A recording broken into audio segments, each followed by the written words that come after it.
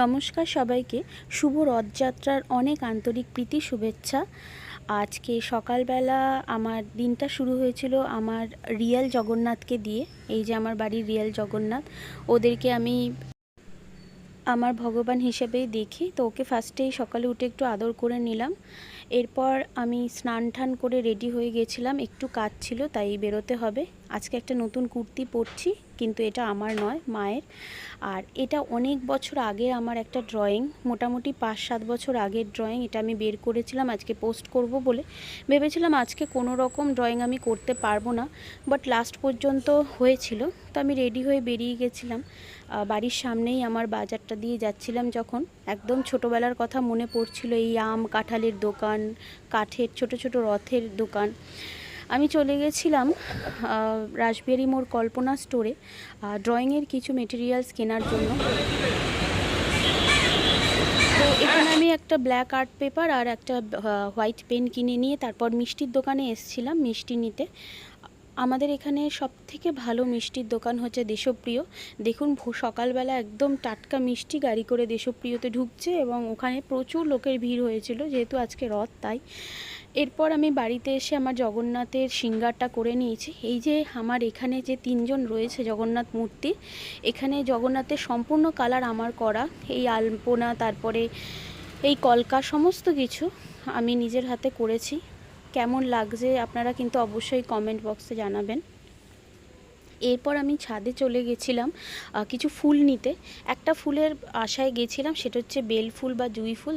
দেখে নিন, একটাই ফুটেছে জগন্নাথের জন্য, আর প্রচুর ফুল ফুটেছিল ছোট ছোট। আমি ওগুলো তুলে নিচ্ছিলাম। অ্যাকচুয়ালি আজকে ফুল তো কেনা হয়ে গিয়েছিল, কিন্তু এই বাগানের ফুল দিয়ে ঠাকুরকে পুজো দিতে একটা আলাদাই ভালো লাগে। তো এই জন্য ছাদ থেকে আমি ফুল তুলে নিচ্ছিলাম।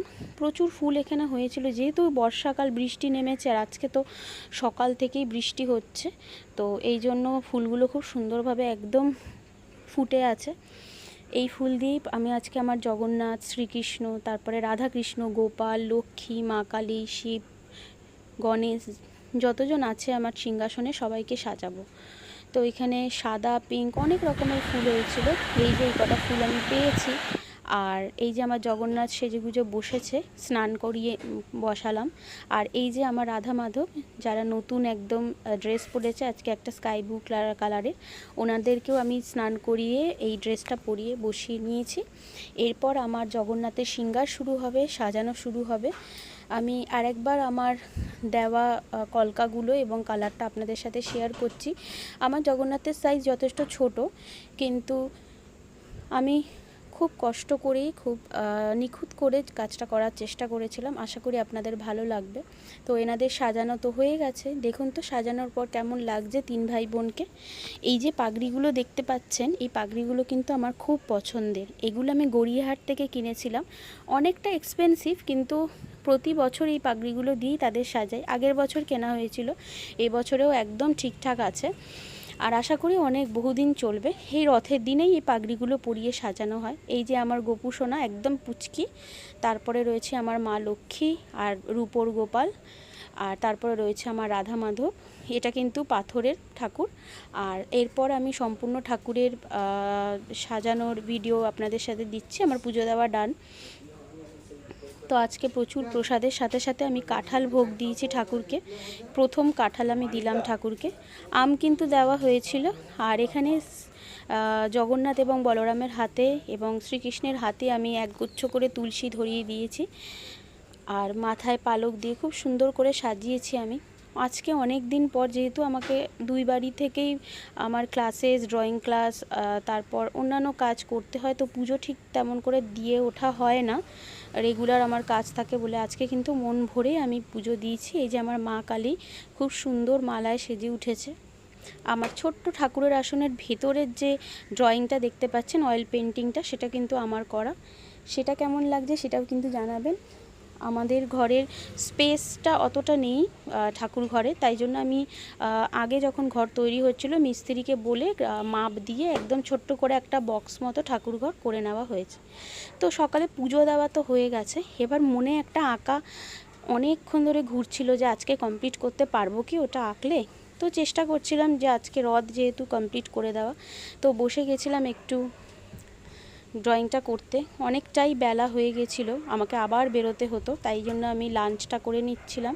আজকে লাঞ্চে ছিল হচ্ছে খিচুড়ি, ঘি বেগুনি, তারপর হচ্ছে ডিম সেদ্ধ, মাছ ভাজা, পাঁপড় আর পাঁচমিশালি তরকারি। যাই হোক, লাঞ্চ করে আমি বেরিয়ে গেছিলাম। তারপরে বিকেলবেলা আমি বাড়ি ফিরেছি। বিকেলে বাড়িতে এসে আমি এই ড্রয়িংটা কমপ্লিট করছিলাম। তো মনে তো ইচ্ছা ছিল মনের মতো করে ড্রয়িংটা করব, কিন্তু একটা ভয় হচ্ছিল যে একদিনের মধ্যে এটা কমপ্লিট করে পোস্ট কি করতে পারবো। তো যাই হোক, লাস্ট পর্যন্ত আপনাদের সাথে শেয়ার করব সেটা করতে পেরেছি কি পারিনি। তো যতদূর সম্ভব এতটা আমি প্রথমে করে নিয়েছি। এবার আমি সন্ধেবেলা মায়ের সাথে একটু চলে যাচ্ছিলাম মেলায়। মা অনেক দিন ধরে বেরোয় না বাড়ি থেকে, তো মাকে আমি বলেছিলাম আজকে মেলায় নিয়ে যাব তোমায়। আমাদের এখানে অনেক আগে, বহু বছর আগে রাসবিহারী মোড়ে বিশাল বড় রথের মেলা বসতো, কিন্তু সেটা এখন শিফট হয়ে চেতলা ব্রিজের তলায় একটা ছোট্ট মেলা বসে। যেতে যেতে বিভিন্ন জায়গায় অনুষ্ঠান হচ্ছিল, সেগুলো দেখছিলাম, খুব ভালো লাগছিল। ঝিরিঝিরি করে বৃষ্টি পড়ছিল, প্রতি বছর রথে যেমন বৃষ্টি পড়ে। এটা হচ্ছে আমাদের মহীশূর উদ্যান, কেওড়াতলা মহাশ্মশানের একদম পাশে। রিক্সা করে আমরা যাচ্ছিলাম, বাড়ি থেকে বেশি দূরত্ব না, মোটামুটি হাঁটা পথ 10 মিনিট। তো আমরা রিক্সা থেকে নেমে প্রথমে কিছু ছবি তুলে নিয়েছি। মায়ের তো ছবি তুলতে খুব ভালো লাগে, তো ফার্স্টে আমরা একটু ছবি তুলে নিচ্ছি। তারপর আমরা এখানে চেতলা ব্রিজের তলায় যাচ্ছি, এখানে যেখানে মেলা বসেছে। এই যে ছোট ছোট নাগরদোলনা দোকান। তো রথের মেলার ব্যাপারটাই আলাদা, সেটা ছোট হোক বা বড়। এই দেখুন কত রঙের পাখি, কত রকমের পাখি রয়েছে এখানে। চুনিয়া মুনিয়া, লাভ বার্ড, বর্দি পাখি, আরও অনেক নামের পাখি, সেগুলো আমি জানি না। তো এখানে পায়রাও রয়েছে, দেখলাম বিক্রি হচ্ছে।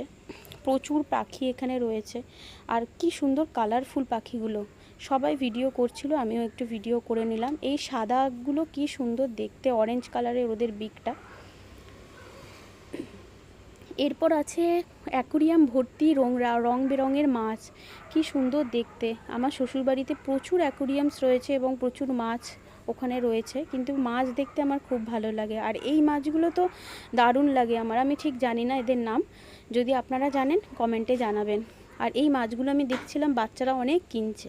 তো মেলায় প্রচুর ভিড় ছিল, আর বৃষ্টির মধ্যেই দেখছিলাম মানুষজন ঘুরছে। তো এখানে দেখুন কি সুন্দর সুন্দর রং বেরঙের পরীর মতো দেখতে পুতুলগুলো। ছোটোবেলায় কিন্তু এরম পুতুল দেখলেই আমি কিনে নিতাম, এখন আর সেরকম ইচ্ছা ছিল না এই পুতুলগুলো কেনার। আর মেলা মানে কিন্তু জিলিপি, পাঁপড় ভাজা, কটকটি, জিবে গজা, তারপর হচ্ছে অনেক রকমের যেগুলো বিক্রি হয়। এখানে আমি চলে এসেছিলাম জিলিপি নেওয়ার জন্য। জিলিপি তো নিয়ে নিয়েছি। এবার মেলায় যদি মাকে নিয়ে আসা হয় তো সে তো কাপ কিনবেই, এখানে আমরা কাপ কিনে নিয়েছিলাম। এখানে সেই ছোটোবেলার সেই দোলনা, তারপর এগুলো দেখছিলাম, খুব নস্টালজিয়া হয়ে যাচ্ছিলো ব্যাপারটা, ছোটোবেলার কথা মনে পড়ছিল। তো আমরা একদম ঘেমে স্নান, যদিও বা ওয়েদার ঠান্ডা ছিল, কিন্তু এত ভিড় ছিল, তাও আমরা একটু ছবি তুলে নিচ্ছিলাম। তো এই যে আমরা রিক্সা ধরে আবার বাড়িতে যাওয়ার পথে সবাই রথ টানছে, এইসব দেখছিলাম। আর এখানে একটা অনুষ্ঠান হচ্ছিল, সেখানে ছোট ছোট বাচ্চারা কি সুন্দর পরীর মতো ড্রেস পরে ডান্স করছিল। তো বাড়িতে তো চলে এসেছিলাম, ফ্রেশ হয়ে গেছিলাম, একটু জিলিপিও খেয়ে নিয়েছিলাম। তারপর আমি আঁকাটা কমপ্লিট করতে বসে পড়েছিলাম। তো যে কোনো অনুষ্ঠানে আর কি, যে কোনো পুজো পার্বণ হোক বা স্পেশাল কোনো অনুষ্ঠানে আমি একটা করে সেই অনুষ্ঠানকে ঘিরে ড্রয়িং করে থাকি। তবে এখন সময়ের অভাবে সব কিছুতে হয়ে ওঠে না। আজকে একটু সময় আমি পেয়েছিলাম, এই মোটামুটি ধরুন মেলা থেকে আসার পর 1 ঘন্টার মতো, এই 1 ঘন্টায় আমি আমার কাজটা কমপ্লিট করেছি। আর যাওয়ার আগে মোটামুটি ওই আধ ঘন্টার মতো, মানে 1.5 ঘন্টা থেকে 2 ঘন্টার মধ্যে পুরো কাজটা আমি ফিনিশ করেছিলাম। যেহেতু আমার হাতের স্পিডটা অনেকটা বেশি, কারণ আমি বহু বছর ধরে ক্লাস করাচ্ছি এবং স্টুডেন্টদের করাতে করাতে অলরেডি হাতের স্পিড চলে আসে, তাই জন্য আমি এত কম সময় এত সূক্ষ্ম নিখুঁত কাজের ড্রয়িংটা কমপ্লিট করতে পেরেছি। তো আপনারাই বলুন কেমন হয়েছে ড্রয়িংটা। আজকের দিনটা খুব ভালো কাটলো, আশা করি আপনাদেরও ভালো কেটেছে, পুজো দিয়ে মেলা ঘুরে ড্রয়িং করে। তো ভিডিওটা আজকে এই অবধি, যদি ভালো লাগে লাইক কমেন্ট শেয়ার করে দেবেন।